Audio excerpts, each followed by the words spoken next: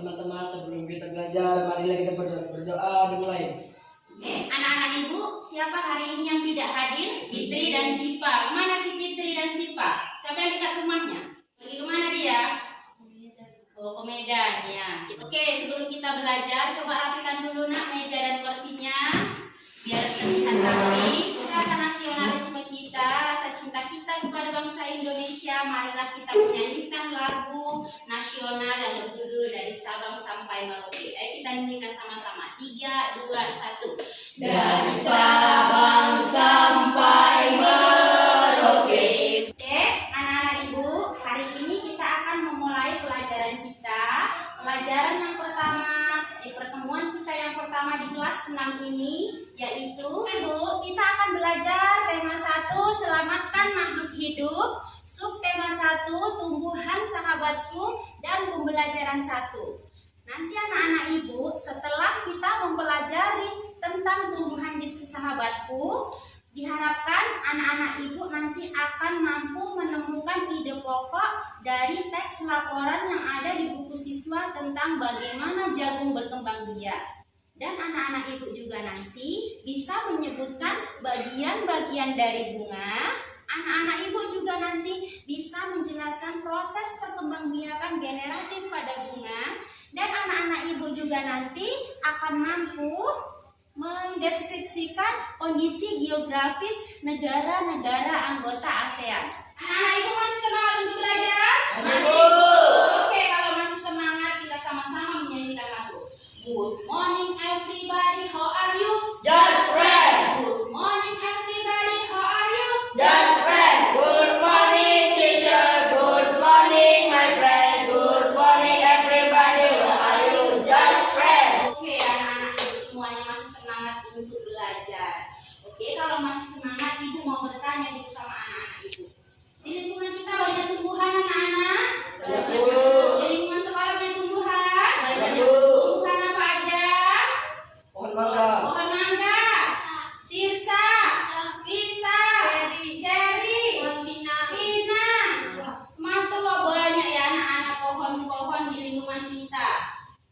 Jadi kalau banyak tumbuhan di lingkungan kita, apa fungsi tumbuhan untuk manusia? Siapa yang tahu apa fungsi tumbuhan untuk manusia? Ayo Diva. Sebagai sumber energi bagi manusia. Oh, sebagai sumber energi bagi manusia. Ayo Rere. Sumber vitamin untuk menjaga kesehatan tubuh. Sumber vitamin untuk menjaga kesehatan tubuh. Ya anak-anak ibu, ini tumbuhan apa? Bunga sepatu. Bunga sepatu. Di rumahnya ada tanaman bunga sepatu? Ada. Ada yang tidak ya. Bagaimana bunga sepatu ini berkembang biak? Dengan cara generatif. Dengan cara generatif. Apa itu dengan cara generatif? Secara kawin. Secara kawin. Jadi bukan manusia saja yang cara kawin, tumbuhan juga berkembang biak dengan cara kawin atau dengan cara generatif. Oke. Bukan hanya bunga, tumbuhan-tumbuhan juga ada yang berkembang biak dengan cara generatif. Seperti tanaman jagung. Tanaman jagung juga berkembang biak secara generatif. Untuk lebih jelasnya mengenai tanaman jagung, coba anak-anak buka bukunya halaman 2. Perhatikan. Di halaman 2 itu terdapat sebuah teks laporan yang berjudul Bagaimana Jagung Berkembang Biak. Nah, di dalam teks laporan Bagaimana Jagung Berkembang Biak itu terdapat 5 paragraf. Jadi tugas anak-anak ibu nanti menentukan ide pokok dari masing-masing paragraf. Anak-anak ibu masih ingat apa itu ide pokok? Inti dari suatu paragraf. Nah, inti dari suatu paragraf. Ada yang lain? Apa itu ide pokok? Ya anak-anak ibu, ide pokok adalah gagasan utama atau masalah utama yang dibahas dalam suatu paragraf. Nah, dan biasanya ide pokok itu terletak di awal dan di akhir paragraf. Tapi biasanya dia terletak di awal paragraf. Oke anak-anak ibu, untuk tugas mencari ide pokok pada setiap paragraf dari teks laporan Bagaimana Jagung Berkembang Biak, ayo anak-anak ibu kita bagi kelompoknya. Baiklah anak-anak ibu, kalian sudah membentuk kelompok masing-masing. Jadi setiap kelompok akan mencari ide pokok dari masing-masing paragraf dari teks laporan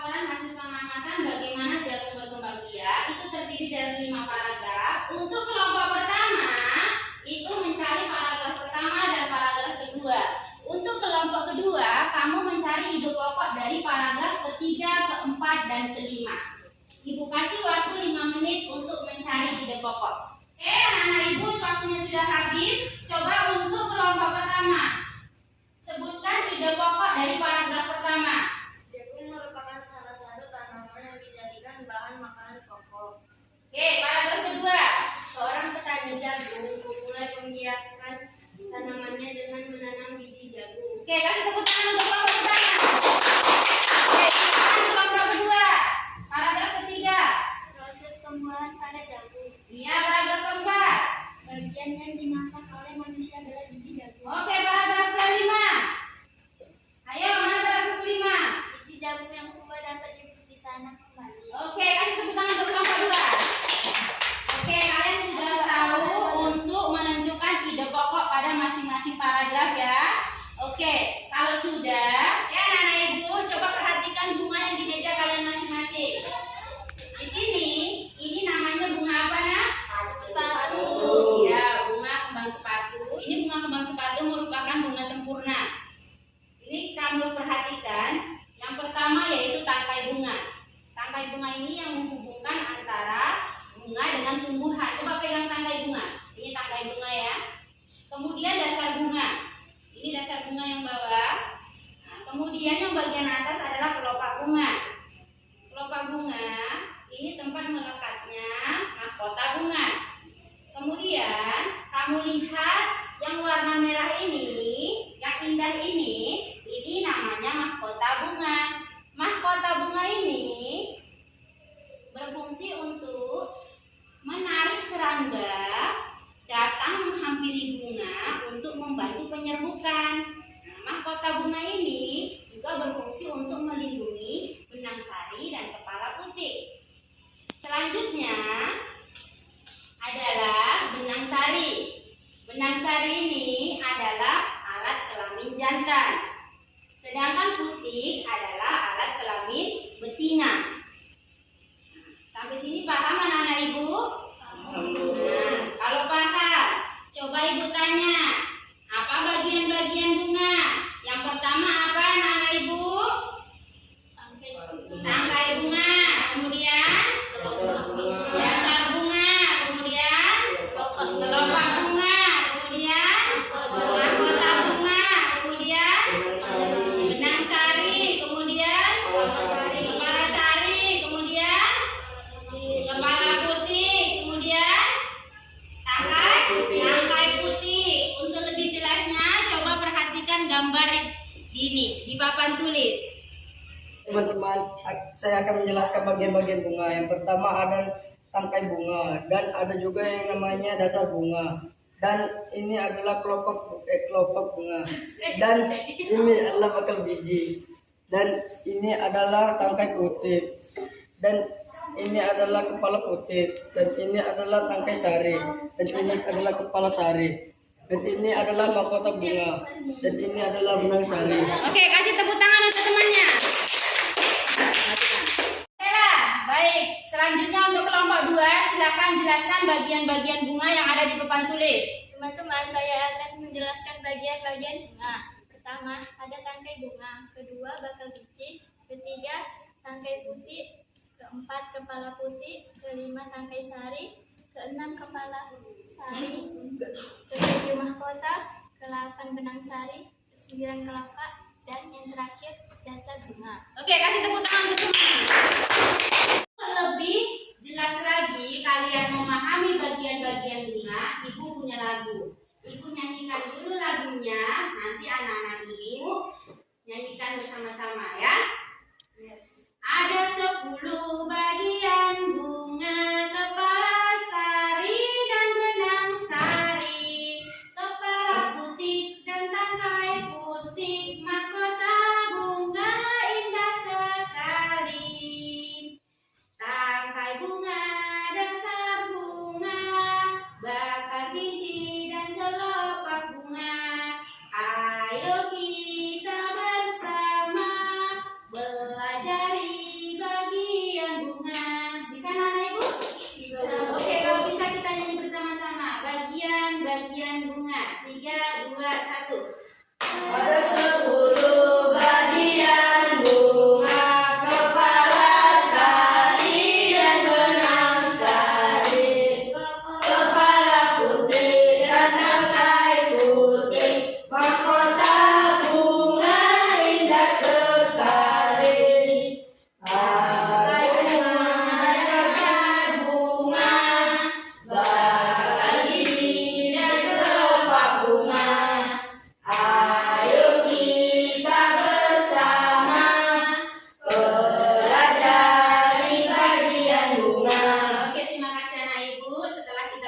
dari bagian-bagian bunga. Selanjutnya kita akan mempelajari proses perkembangbiakan generatif pada bunga.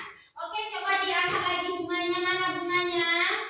Oke, pada bunga sepatu kita akan melakukan proses perkembangbiakan generatif pada bunga. Nah, anak ibu coba keluarkan peralatannya, bunga sepatu beserta pisaunya.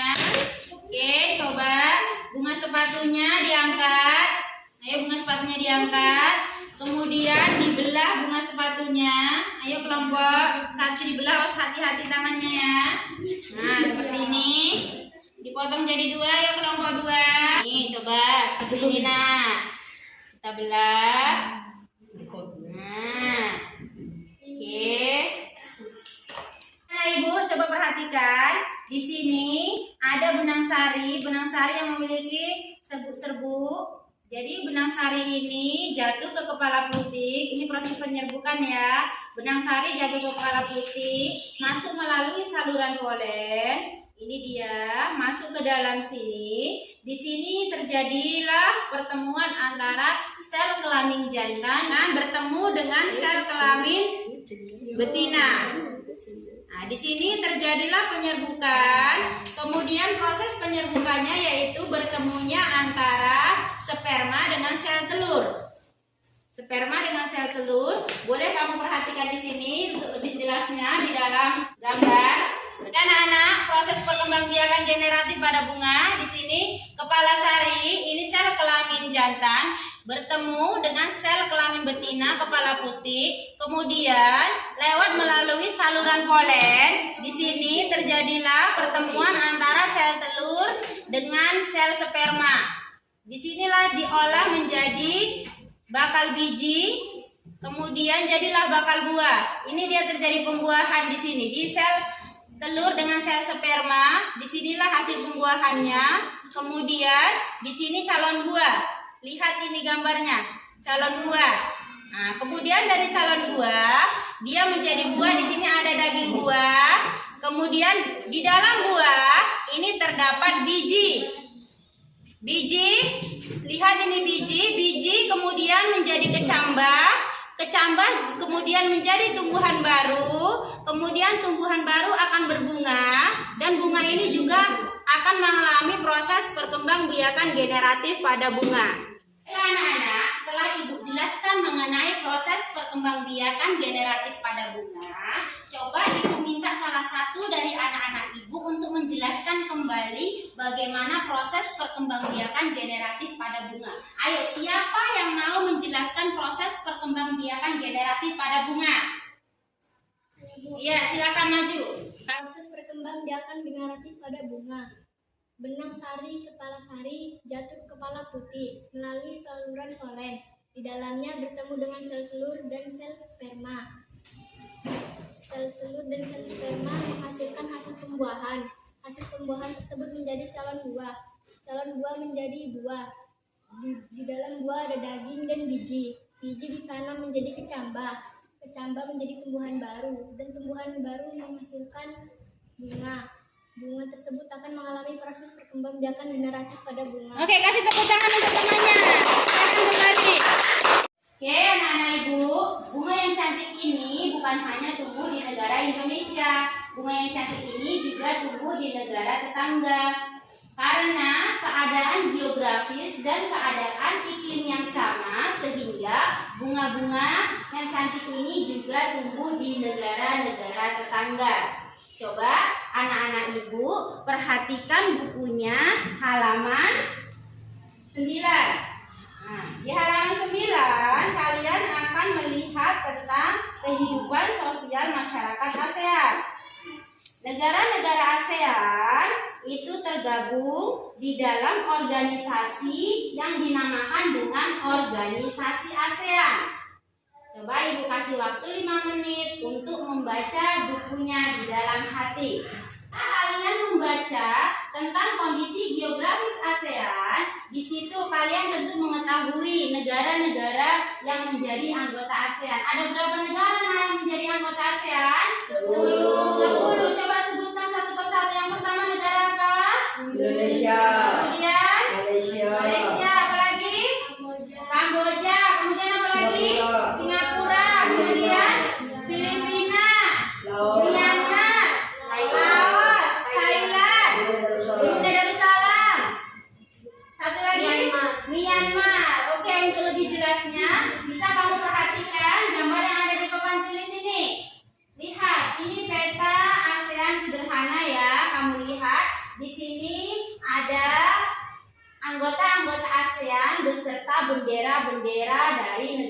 negara ASEAN. Nih bisa kamu perhatikan. Oke anak-anak ibu, jika kalian sudah paham, tugas kalian adalah membandingkan dua negara anggota ASEAN mengenai kehidupan sosial dan kondisi geografis dari dua negara ASEAN. Jadi masing-masing kelompok nanti bisa membandingkan dua negara yang ada di ASEAN. Oke, ibu kasih waktu 5 menit untuk menjawab pertanyaan ibu. Oke, anak-anak ibu sudah selesai? Sudah, untuk kelompok 2. Ayo silakan mau membandingkan negara mana sama mana? Filipina. Budaya Filipina merupakan hasil perpaduan antara budaya darat dan timur. Kehidupan budayanya dipengaruhi oleh budaya Melayu, Tionghoa, dan Spanyol. Bahasa Filipina adalah bahasa nasional dengan bahasa Inggris sebagai bahasa pengantar untuk urusan perdagangan atau pergaulan. Ada 8 dialek utama yang digunakan oleh masyarakat Filipina, yaitu Tagalog, Cebuano, Ilocano, Iligayno, atau Ilonggo. Kemudian dengan negara mana yang mau dibandingkan? Ayo silakan. Myanmar disebut sebagai negara 1000 pagoda. Hal ini disebabkan karena sangat mudah menemukan kultur suci Buddha. Mayoritas penduduk Myanmar adalah keturunan Tibet. Bahasa yang digunakan adalah bahasa Burma. Pakaian tradisional Myanmar yang disebut longmi mirip sarung Indonesia, namun kain ini membelit bagian tubuh mereka. Oke, kasih tepuk tangan untuk kelompok 2. Baiklah anak-anak ibu, kita tadi sudah mempelajari tentang manfaat tumbuhan bagi manusia. Kemudian kita telah mempelajari tentang bagian-bagian bunga. Kita juga telah mempelajari tentang proses perkembangbiakan generatif pada bunga. Dan kita juga telah mempelajari kondisi geografis negara ASEAN. Oke, ibu tanya lagi. Tadi bagian-bagian bunga ada berapa nak? 10. Apa aja? Kelopak, kepala putih, kepala sari, benang sari, mahkota, tangkai bunga, bakal biji, dasar bunga, tangkai putih, kemudian tangkai sari. Oke, ada 10. Oke, kemudian negara-negara ASEAN ada berapa? Nah, coba sebutkan negara-negara ASEAN.